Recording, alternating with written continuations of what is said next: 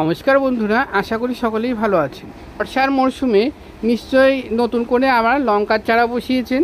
এই লঙ্কার চারা কিছুটা বড়ও হয়ে গেছে, এখনও হয়তো ছোটো টবেই রেখেছেন বা কেউ বা রিপোর্ট করে ফেলেছেন। কিছু গাছের পাতা হয়তো এরকম কুঁকড়ে গেছে, আর কিছু গাছ রয়েছে তরতাজা, খুব সুন্দর। এই গাছের পাতাগুলি খুব সুন্দর রয়েছে, সেই গাছে নিশ্চয়ই ফুলও চলে এসছে।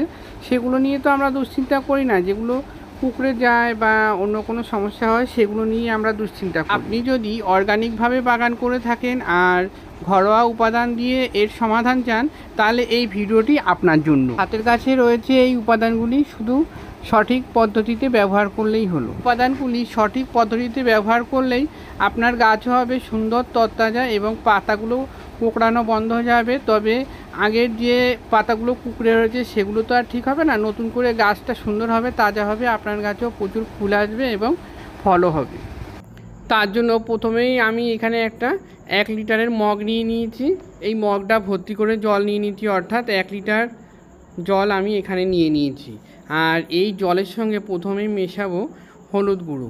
আর সেই হলুদ গুঁড়োটা যদি সম্পূর্ণ অর্গানিক হয় তাহলে খুবই ভালো হয়। এটা আমার ঘরে বানানো অর্গানিক হলুদ, যেটা আমরা ঘরে সবসময় ব্যবহার করে থাকি, সেই হলুদটাই আমি আজ ব্যবহার করছি। আমরা জানি হলুদ অ্যান্টিসেপটিক হিসেবে খুব ভালো কাজ করে। হলুদের গুঁড়ো বাগানের গাছের ফাঙ্গাস তাড়াতে অব্যর্থ ওষুধ হিসেবে কাজ করে। 1 লিটার জলের জন্য আমি 1 চামচ হলুদ ব্যবহার করছি। আমি ঘরোয়া যে উপাদানগুলি ব্যবহার করব তার মধ্যে রয়েছে বেকিং পাউডার। তো বেকিং পাউডারও আমাদের প্রায় সকলের ঘরেই থাকে, আর তা না হলে এরকম একটা কৌটো যে কোনো মুদিখানা দোকানেই আপনারা পেয়ে যাবেন। বেকিং পাউডারের পরিবর্তে বেকিং সোডাও ব্যবহার করতে পারেন, তবে যে কোনো একটি ব্যবহার করতে হবে। বেকিং পাউডার বা বেকিং সোডাও ফাঙ্গাস তাড়াতে অব্যর্থ। এই 1 লিটার জলের জন্য আমি বেকিং পাউডার 1 চামচ নিয়ে নিচ্ছি। আর এই বেকিং পাউডারটি জলের সঙ্গে ধীরে ধীরে আমি খুব সুন্দরভাবে মিশিয়ে নিচ্ছি। আমি এখানে 1 লিটার জলের জন্য 1 চামচ করে নিচ্ছি। আপনাদের যদি জলের পরিমাণ বেশি হয় তাহলে সেই অনুপাতে উপাদানগুলি বাড়িয়ে নেবেন। এর পরের উপাদানটি নিচ্ছি শ্যাম্পু। আপনাদের হাতের কাছে যে কোম্পানির শ্যাম্পু থাকবে সেই শ্যাম্পু ব্যবহার করতে পারেন। তো এই যেহেতু এখানে 6-7 ml পরিমাণ শ্যাম্পু থাকে, তো প্রায় 1 চামচ পরিমাণ মতো থাকে, তাই আমি আর এটা চামচে ঢাললাম না, এমনিতেই সরাসরি মগের জলের মধ্যে মিশিয়ে নিচ্ছি। শ্যাম্পুর পরিবর্তে এই একই পরিমাণ ডিশ ওয়াশও ব্যবহার করা যেতে পারে। তো আমি সবকটি উপাদান একসঙ্গে ভালো মতো মিশিয়ে নিচ্ছি, যাতে উপাদানগুলি জলের সঙ্গে খুব ভালোভাবে মিশে যায়। উপাদানগুলি জলের সঙ্গে ভালোভাবে মিশলেই আমি যখন স্প্রে করব তখন এই উপাদানটি গাছের জন্য খুব ভালো কাজ দেবে। তারপর এই রেমেডিটি আমি সম্পূর্ণরূপে একটা বোতলের মধ্যে ভরে নিচ্ছি।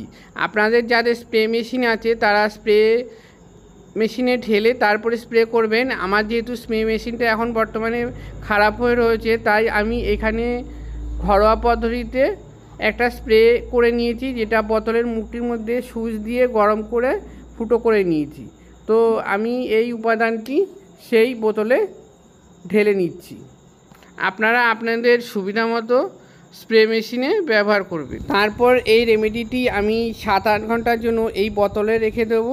আমি তার পরের দিন, অর্থাৎ আজকে সন্ধে আমি করলে তার পরের দিন ব্যবহার করব। চলে এসেছি পরের দিন সকালে, অর্থাৎ আমি কালকে সন্ধেবেলায় করেছি আর এখন সকালে এসেছি। আর আরেকটা কথা এই সঙ্গে বলে দিই, যে কোনো গাছে স্প্রে করার উপযুক্ত সময় হচ্ছে সন্ধ্যের সময় অথবা খুব সকালে, অর্থাৎ সূর্য ওঠার আগে। যে কোনো প্রকার পোকার আক্রমণ হলে অনেক সময় সূর্যের আলোর কারণে গাছের পাতা নিচে চলে যায়, তাই সূর্য ওঠার আগে দিলে গাছে ভালো কাজ দেয়। এই গাছগুলোতে পাতা কুঁকড়ে গেছে সেই গাছগুলোতে সম্পূর্ণরূপে, অর্থাৎ খুব ভালোভাবে ভিজিয়ে দেবো যাতে গাছটা সম্পূর্ণরূপে ভিজে যায়। আর এই লিকুইডটি যদি মাটিতেও পড়ে কোনো রকম সমস্যা নেই। ছাড়াও যেই গাছগুলিতে কোনো রকম আক্রমণ হয়নি, অর্থাৎ পাতাগুলি ভালো রয়েছে, মানে সুস্থ সবল রয়েছে, সেগুলিতেও সপ্তাহে একবার এই স্প্রে করলে নতুন করে আর কোনো রকম সমস্যা হবে না এবং গাছের পাতাগুলি সুস্থ ও সতেজ থাকবে। কিন্তু এখনও বর্ষার মরশুম চলছে, এবং টবের মাটিগুলিতে জল জমে যাচ্ছে। টবের মাটিগুলি বা টবগুলি যেহেতু অন্যত্র সরানো যায়, কিন্তু যেই গাছগুলি মাটিতে লাগানো রয়েছে সেগুলি তো অন্যত্র সরানো যায় না, সেগুলির ক্ষেত্রে সম্পূর্ণরূপে ভিজিয়ে দিতে হবে এবং মাটিতেও ভালোভাবে দিতে হবে, তাহলেই নতুন করে আর পাতা কুঁকড়াবে না। রেমেডিটি সপ্তাহে একবার অথবা 5 দিন পর ব্যবহার করতে হবে। সুস্থ সবল গাছ হয়ে যাবে আর নতুন করে ফুল ও ফলে ভরে যাবে। বাগানীদের জন্য আশা করি খুব কাজে লাগবে, আর সবার মধ্যে শেয়ার করে ছড়িয়ে দেবেন যাতে সবাই দেখতে পায়।